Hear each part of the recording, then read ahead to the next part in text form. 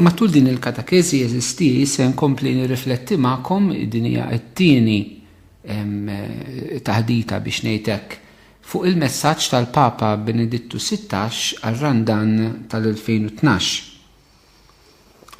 Se nkompli llum hekk fuq dak li ħallejt l-aħħar darba meta il-Papa kien qed jgħidilna illi matul ir-Randan aħna rridu nagħtu każ il-ġid ta' ħaddieħor. U l-Papa Benedittu XVI jgħidilna li l-ġid ta' ħaddieħor meta jiena ġifieri ngħid irid nagħti kasek għandu 3 aspetti dan il-ġid. Għandu l-aspett fiżiku, l-aspett morali u l-aspett spiritwali. Bekk aħna nkunu qegħdin verament nagħtu każ il-bniedem sħiħ. Dak li hemm wara l-Papa qed jgħidilna li aħna li jinteressana mill-persuna sħiħa, aħna xi kultant ngħidu nitkellmu ħafna mis-salvazzjoni tal-erwieħ. Però Ġesu ma ġiex jisalva erwieħ, Ġesu ġie jisalva bnedmin. U l-bniedem mhuwiex ruħ biss, mhuwiex il-parti spiritwali tiegħu biss, imma għandu l-aspett fiżiku, l-aspett morali, ġifieri ta' x'inhu tajjeb u ħażin, u l-aspett spiritwali. Huwa dak l-aspett tar-ruħ tiegħu fir-relazzjoni tiegħu mal-Alla. Aħna jekk iridu nħobbu lil xulxin fil-verità u l-Papa matul dan ir-Randan qed jeħġiġna ħafna biex nikbru fl-imħabba, irridu nagħtu każ tal-persuna sħiħa f'dan ir-Randan. Il-persuna sħiħa kollha kemm hi. Ejjew napplikaw eżistijej dan it-tagħlim tal-Papa għall-familji tagħna. Ejjew napplikawh fuq il-post tax-xogħol. Ejjew napplikawh fil-komunitajiet reliġjużi, ejjew napplikawh fil-komunità parrokjali, ejjew napplikawh saċerdoti bejnietna li nagħtu każ il-ġid veru ta' xulxin fuq dawn it-livelli, il-ġid fiżiku, il-ġid morali u l-ġid spiritwali. Il-Papa jgħidilna li l-kultura tagħna fejn jidħol mod speċjali l-ġid morali però dbati, hija fjakka, hija dgħajfa. Għaliex ħafna drabi tlifna is-sens ta' x'inhu tajjeb u x'inhu ħażin. Ġifieri isu biex ngħidlek b'espressjoni komuni li aħna ngħidu bil-Malti, isu xejn mhu xejn. Isu kollox jgħaddi tipo. Issa meta aħna jiġru eżistijej f'din il-kultura illi isu xejn mhu xejn kollox jgħaddi, isu id-distinzjoni bejn it-tajjeb u l-ħażin ma tix teżisti, jew iktar il-ħażin ngħidu li hu tajjeb. Hija realtà din kemm qed niltaqa' magħha ħafna fil-kuntatti man-nies. Illi ħafna mhu speċjali dawk li huma b'xi mod hekk inqatgħu għal xi żmien mill-fidi nisranija, dak li hu ħażin sar lifestyle, stil ta' ħajja illi jemnu ġenwinament jemnu li huwa tajjeb u somma jaraw xejn ħażin fih. Din hija s-sitwazzjoni eżisti li fiha aħna bħala nsara irridu ngħidu ħanejdu hekk il-vuċi talla illi dak li mhux tajjeb u dak li hu tajjeb huwa tajjeb. Il-Papa jgħidilna x'inhu t-tajjeb. It-tajjeb huwa dak li jagħti, jipproteġi u jippromovi il-ħajja, il-komunjoni u l-fratellanza ta' bejnietna.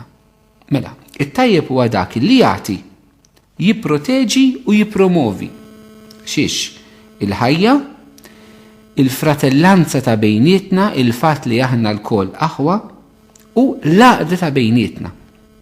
Mela ħaġa tajba jekk qed tagħti il-ħajja lil ħaddieħor.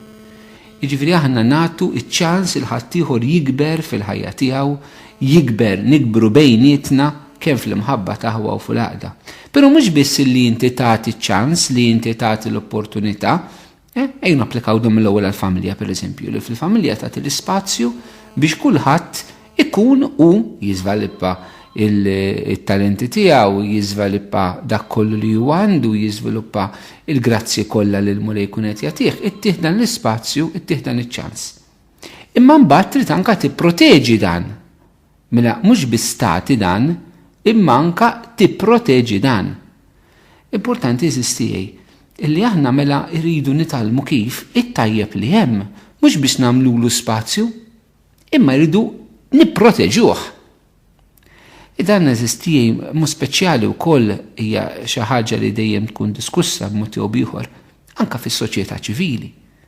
Jekk aħna nemmnu li hija tajba, ħan nipproteġuha jew le.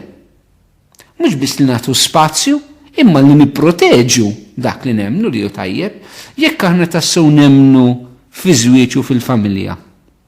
Qegħdin nipproteġu iż-żwieġ u l-familja. Anka bliġijiet li jkunu favur iż-żwieġ u l-familja, mhux li jkunu kontra in-natura taż-żwieġ u l-familja. L-istess ħaġa, jekk inti temmen qed tagħti spazju għal ġid tal-żwieġ tiegħek, għal ġid tal-familja tiegħek, jiġifieri tagħti spazju għal relazzjonijiet, tagħti spazju għall imħabba, tagħti spazju biex kull persuna fil-familja tikber fit-talenti tagħha, imma mbagħad qed tipproteġi dan. Jiġifieri qed noħolqu ambjent fejn din il-ħaġa l-imħabba tista' tibqa' tikber. Għaliex inutli tixel fjamma jekk imbagħad ma tipproteġix dak in-nar. Jien dejjem niftakar naħseb fuqha f'Sibt il-Għid. Aħna mixja tarandant wassalna l-Lejt Imqaddes. Lejt Imqaddes aħna ħanixelu dawl ġdid. Ħafna drabi imma li jixel il-blandun, is-saċerdot li jixela wara li jbirek in-nar tinxtel barra mill-Knisja. Għal dak ir-riħ jew dik il-kesħa. U xi draw kemm titoqgħod attent li dak in-nar ma jintefix meta tixel dik il-fjamma żgħira tal-blandun. Għax faċilment mhux biss mela li tagħti spazju għan-nar, imma li inti tipproteġi kemm għandna bżonn insistijej iva, mhux biex inkunu soċjetà protetta fis-sens ta' soċjetà magħluqa ta' jew soċjetà antikwata, jew isna ma nkunux ma' żminijiet. Le. Imma ma nistgħux insistijej, it-tajjeb tħallih iperper. Ħafna drabi meta ma nipproteġux it-tajjeb jintelef. Dan bħal l-ilma. L-ilma għandu bżonn dejjem container biex iżomm. L-ilma jkun f'tazza, jkun f'biqja, jkun f'bir, jkun x'imkien, għax il-bija jintilef. Aħna meta nagħmlu x-xita u tara l-ilma jibqa' sejjer il-baħar tgħid kos kieku għandek tal-bjar, kieku għandna sistemi aħjar mhux inżommu aktar minn dan l-ilma li l-Mulej jipprovdilna. Ġifieri il-ħaġa rridu nitalmu tajjeb trid tipproteġih. U l-Papa qed jgħid ukoll trid tippromovih. Mela tagħti spazju. Tipproteġih u tippromovih. It-tajjeb eżistijej dak li hu tajjeb kollu, ma tistax aħna ma nippromovuhx. U din eżistija anka lina fil-mixja tagħna ta' nsara, kemm fis-soċjetà, kemm fil-Knisja. Aħna t-tajjeb li hemm nippromovuh, issa t-tajjeb eżistijej. Irridu nifhmu li jiġi minn fejn jiġi. Dak li hu tajjeb fih innifsu, aħna bħala nsara, anka jekk ma jiġix minn ambjenti tal-Knisja, anka jekk ma jiġix minn nies li mhumiex insara, dak li hu tajjeb fih innifsu. Dak li ħajtejjeb il-ħajja tal-bniedem, dak li se jkabbar l-għaqda bejn l-umanità, l-għaqda bejnietna, għandna dejjem nippromovuh. U hawnhekk huwa fejn il-Knisja eżistijej li tippromovi t-tajjeb huwa link ta' ma' nies ta' rida tajba. Hawn numru ta' nies anke f'Malta li minkejja li mhumiex insara, li minkejja li ma jemnux f'Ġesu, li minkejja li huma maqtuwajn mill-Knisja, però jemnu fit-tajjeb, jemnu fis-sewwa. X'in il-problema? Li aħna naħdmu id fit u minu. Ma min irid il-ġid fil-ħajja. Dinna nistgħu nibdew anke mill-affarijiet żgħar fil-familja, fuq ix-xogħol, mill-ħajja ta' kuljum, fir-raħal tiegħek, fil-belt tiegħek fejn inti tgħix. Aħna bħala nsar irid ikolna dan il-ftuħ illi min irid il-ġid, min irid is-sewwa, min irid it-tajjeb u x'inhu r-razza tiegħu, x'inhi r-reliġjon tiegħu, u x'inhu l-kulur politiku tiegħu. Kull min irid il-ġid, aħna għandna nippromovu dak il-ġid, meta huwa ġid veru. Ġid veru għas-soċjetà. Ma nistgħux eżistijej aħna il-ġid ma nippromovuhx. Hija responsabilità tagħna l-Papa qed jgħidilna illi aħna rridu mela nagħtu spazju għal dak li hu tajjeb, nipproteġu dak li hu tajjeb u nippromovu dak li hu tajjeb. Issa, xi drabi f'soċjetà fejn is-sens tat-tajjeb u l-ħażin jintilef, meta tiġi biex tippromovi dak li hu tajjeb, jgħiduk li qed timponi, jgħidulek li m'intix tolleranti, jgħidulek affarijiet bħal dawn. Però eżistijej dawn m'għandhomx għalfejn noqogħdu nagħtu każ ħafna u m'għandux għalfejn noqogħdu nibżgħu. M'għandux għalfejn noqogħdu isna niġu intimidati b'dan it-tip ta' lingwaġġ, b'dan it-tip ta' diskors. It-tajjeb u tajjeb fih innifsu. U m'għandux għalfejn inkwitaw. Ma nix għalfejn nibżaw mill-li nipromovu t-tajjeb. Min irid, min ma jridx nafdawh f'idejn ħnina Alla. Però aħna ir-responsabilità tagħna illi nipromovu dak li hu tajjeb. U nerġa' ngħid xi drabi rridu naħdmu anke hand in hand ma' min anke mhux nisrani imma wkoll irid il-ġid. Forsi f'dina nixtieq nirrifletti ftit ukoll aħna internament fil-Knisja bejnietna. Kemm aħna qegħdin nagħtu spazju, nipproteġu u nippromovu dak li jġib laqda fil-Knisja, dak li kabbar l-imħabba ta' bejnietna, id-doni, talenti tal-Ispirtu Santu li huwa jagħti lil nies differenti fil-Knisja. Għax xi drabi jeżisti u ngħid dan b'dispjaċir. Xi drabi lejra tidħol fil-Knisja, lejra tidħol fil-parroċċa, lejra tidħol bejn il-qassisin, lejra tidħol fil-komunitajiet reliġjużi, lejra tidħol fid-djoċesi. U tkisser. Flok nippromovu tajjeb li Alla l-imbierek ikun qed jagħmel permezz ta' xulxin, nispiċċaw inkissru lil xulxin. Isna min se jaħtaf in-nies għal dak il-komunità tiegħu, għal dak il-grupp tiegħu, għal dik il-qudies tiegħu, għal dik il-parroċċja tiegħu. Flok nippromovu tajjeb, ninkoraġixxu, nitkellmu anke tajjeb fuq xulxin. Nispiċċaw niżiraw id-dubju, inbeddu n-nies minn x'imkien. Eżistijaj danu bil-maqlub ta' dak li Alla jrid minna fil-Knisja issa qed ngħid, mhux qed ngħid f'soċjetà li forsi ma temminx, qed ngħid aħna li suppost nemmnu, aħna li mmorru l-qudies. Kemm xi drabi flok niġbdu ħabel wieħed, flok nirrealizzaw li hu importanti huwa Ġesu u s-saltna tiegħu, naħsbu li dak li qed nagħmel jien huwa importanti fil-Knisja. Li qed tagħmel int għażisħija mhu importanti xejn. Il-mulejtak don u x'inhu tista' tkun min int. Tista' tkun l-awtorità fil-Knisja. Int min int. Inti qed tagħti servizz għall-bini tal-Knisja. Full stop. Il-lumament għadem ħaddieħor. Apprezza talent lil mulejtak, użah, jalla jkollok spazju biex tuża dan it-talent. Però eżistijaj aħna maħniex l-importanti. L-importanti fil-Knisja huwa Sidna Ġesu Kristu. U għanna bżon ninżaw minn dis-supervja fil-Knisja. Għanna bżon il-Knisja tiġi purifikata mill-qalb tal-membri tagħha. Sow lajċi, sow reliġjużi, sow saċerdoti. Għanna bżon dil-purifikazzjoni tal-qalb biex ikun hemm l-imħabba vera. Biex ikun hemm l-ispazju l-ftuħ għal kull membru fil-Knisja li jista' jħaddem it-talent tiegħu. Iridu nippromovu il-ġid li Alla jagħmel f'kulħadd.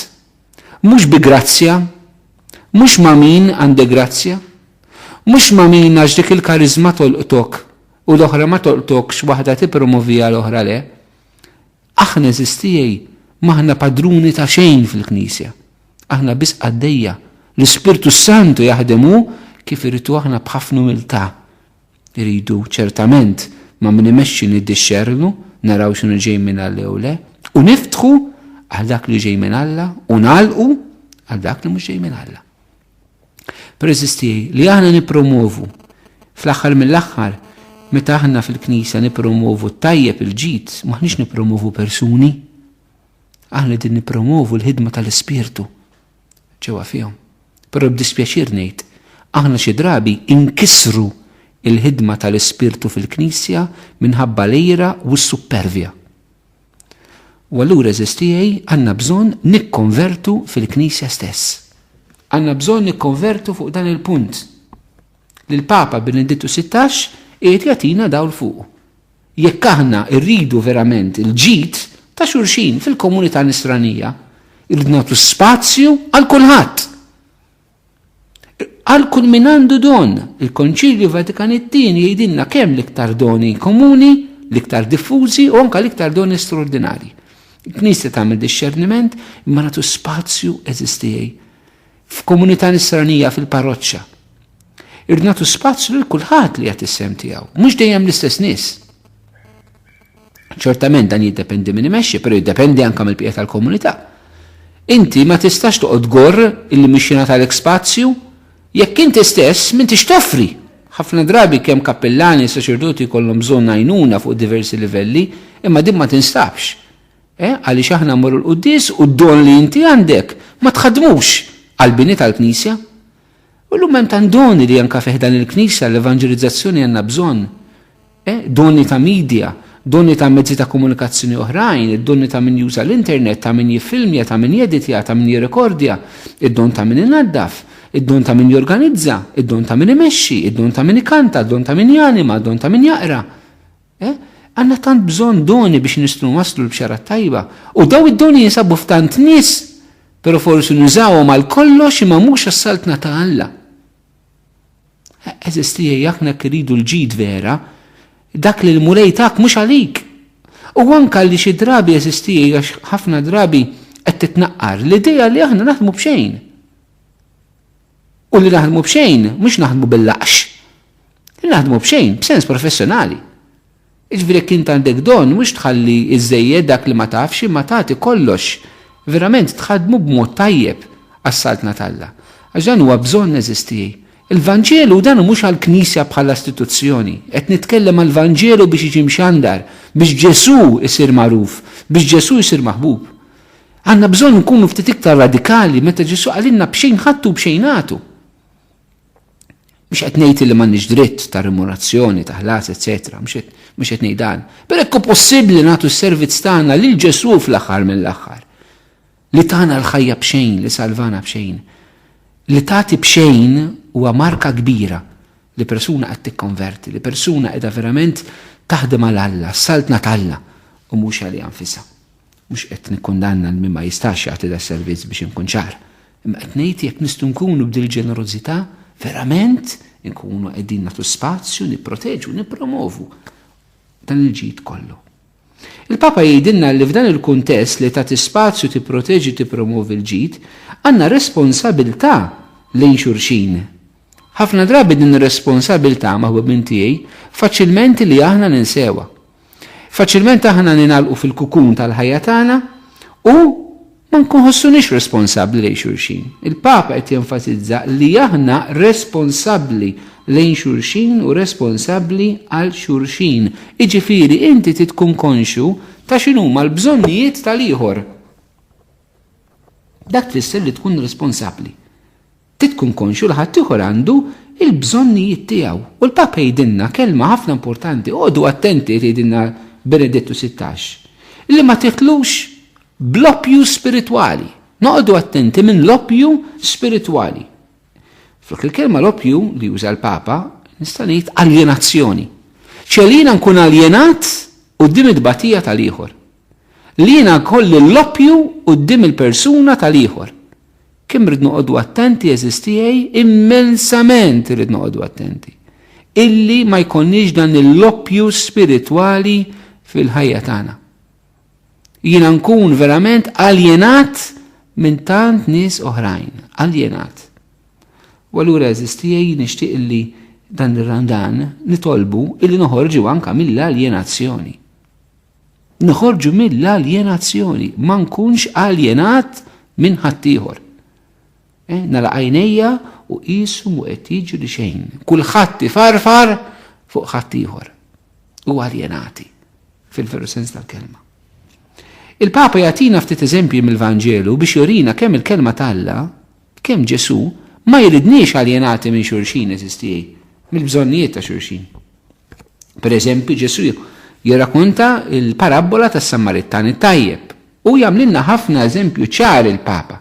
Illi nagħtu każ ma nistgħux nibqgħu għaddejjin b'mod indifferenti quddiem id-tbatija ta' ħaddieħor. Imma rridu nkunu bħal dan is-Samaritan li jieqaf quddiem id-tbatija tal-oħrajn għax faċilment nieħtlu fl-indifferenza. Jagħtina l-Papa jfakkarna fil-parabola ta' dak l-għani u l-ħażru l-fqir, dan l-għani li ma kien jagħmel xejn ħażin billi kien jiġkabbar ġidu jagħmel ikla tajba ta' kuljum, imma kien jinjora l-għażru li qed hemmhekk jistenna bil-ġuħ il-klib jilaquh. Ħafna drabi se tkun ħajjitna li aħna magħluqin inkabru l-ġittana moħħna fin anfusna u aljenati u dan il-ġid eżistija mhux biss fuq livell materjali, iżda jkun anke fuq livell spiritwali. Li inti orrajt titlob li inti għandek komunità tajba, għandek komunità soda, komunità qed tikber, Imma tiġu taqgħu tqum intant insar oħrajn li m'għandhom l-ebda ambjent ta' komunità, m'għandhom l-ebda rikkezza spiritwali, m'għandhomx min imexxihom, min jallimhom, inti tgħix fil-laħam u ħadd ieħor għadu bil-ħalib. X'qed tagħmel għalihom?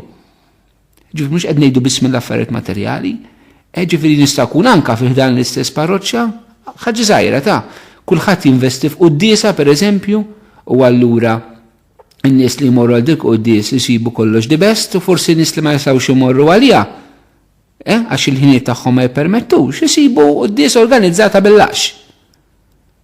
Ġifieri ninvestu f'ħafna f'ħaġa u ma mhux f'ħaġa oħra.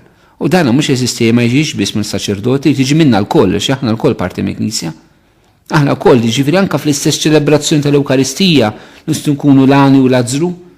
Nagħtu każ dak li ħammur jien għalih imma ma interessanix minn ħadd ieħor, ma jistax naqsmu r-riżorsi tagħna biex anke ħadd ieħor jista' jbenefika spiritwalment. Dan tista' tiġi bejn parroċċja oħra, parroċċi qrib xulxin illi ma naqsmux ir-riżorsi li għandna. Grazzi tal Knisja u Malta tippruma ħafna l-unitajiet pastorali. Imma kemm qegħdin nieħdlu f'dan l-ispirtu vera li parroċċja taqsam dak li għandek xi drabi laqqas fil-parroċċja bejnietna stess maħna kapaċi naqsmu minħabba ċerti pik li għandna. Eżisti jgħid. Le, maħniex ngħixu l-Vanġelu meta nkunu f'daw is-sitwazzjonijiet. Il-mulej ma jistax iħares lejna u jifraħ. Mulej qed jistedilna biex nikkonvertu. Il-Papa jgħidilna mo speċjali ta' żewġ paraboli is-Samaritani tajjeb l-għani u Lażru juruna biċ-ċar xiġifieri kollok imħabba u kompassjoni. Jekk ma nagħtux każ xulxin ejjew ma nkunux ħfief ngħidu li aħna nħobbu. Ma nkunux ħfief ngħidu li aħna nħobbu. U l-Papa jgħidilna ħafna drabi xi żommna, xi jwaqqaf billi nikbru f'din l-imħabba vera. Il-Papa jgħid ħafna drabi hija l-fatt li moħħna fl-affarijiet materjali, il-fatt li jiena irid ikolli kollox m'għandi bżonn il-ħadd iktar, il-fatt li ħafna drabi aħna appoġġu l-interessi tagħna qabel il-bżonn ta' ħadd ieħor, u li l-problemi tagħna inqisuhom l-iktar problemi importanti li jimżgħu jiġu riżolti malajr kemm jista' jkun iktar minn taħt ieħor. Jiena allura nagħlaq qalbi għaliex jiena mimli bija nnifsi. Nagħlaq qalbi għal ħadd ieħor għax jiena superf, egoist. U rdan nammettu eżisti. Irda nammettu l-egoizmu tagħna, supervja tagħna li kilitna, li ma tħallinix naraw il-ħadd ieħor, li tarraqna fina nfusna. U din enfasizza eżisti, fina ninsara. Il-bidla fina tibda. Ġesu lilna qal li aħna l-meħ tal-art u dawl tad-dinja. Ma qalx li min ma jemminx. Kif nippretendu li min ma jemminx ikun melħu dawl jekk aħna maħniex melħu dawl. U jekk aħna melħjaqta ma niswa għal xejn biex nintremaw il-barra. Allura ma noqogħdux nuħduha bi kbira jekk min jgħidilna ħi, sirtu skaduti ta' hija. Skadejna f'ċerti affarijiet. Skadejna u jekk skadejna maħna tajbin xejn biex niġu mormija skont Kristu. Għal-tisi qed ngħid fina. Fejn skadejna ma nistgħux inżommu dak li hu skadut, irridu narmuh. Għax Ġesu qal. Il-melħ li jaqta kif jisterġuħu t-toma ma jkun tajjeb għal xejn li biex jintrema l-barra. U jista' jkun eżisti illi din il-kelma hija tal-biża', tal-waħx fil-ħajja tagħna. Jekk aħna niġu irrelevanti, s-soċjetà tarmina. Rajt li sew. Aħna eżistijaj, jekk hemm l-imħabba nibqgħu dejjem relevanti. Ħafna drabi s-soċjetà taħseb li aħna l-Knisja tkun relevanti jekk il-Knisja tibda taċċetta l-abort, l-eutanasja, d-divorzju, iż-żwieġ bejn l-omosessuali, hemmhekk il-Knisja tkun relevanti. Ħafna jaħsbu. Però l-Knisja mhix relevanti għalhekk. Il-Knisja tkun relevanti daqskemm kapaċi tħobb il-kulħadd sal-punt li jsalbuha. Jekk aħna din l-imħabba dan il-ġid ta' xulxin qiegħed jintilef, jekk aħna mimlijin bejna nfusna u nalaqna fl-egoizmu tagħna, allura m'aħniex rilevanti. Knisja rilevanti biss daqskemm tħobb. L-imħabba biss tagħmel il-Knisja rilevanti u kredibbli. U dan ir-randan eżistijaj huwa sfida. Sfida li mhux il-Knisja qed tpoġġiha lilna, imma li Ġesu nnifsu permezz ta' Qudusset jew il-Papa qed tipoġġiha lilna. Jalla eżistijaj dan ikun mument fejn tkompli tirrifletti ħalli l-mixja tagħna tkun mixja soda vera radikali. illi tħalli l-frott matul ir-randan imqaddess. Kil-bambin irid aktar l-qudiem inkomplu anka nirriflettu fuq il-bqija tal-messaġġ ta' Benedittu 16 randan tal-2012. Jekk nagħmlu dan, il-mulejja tinaslim.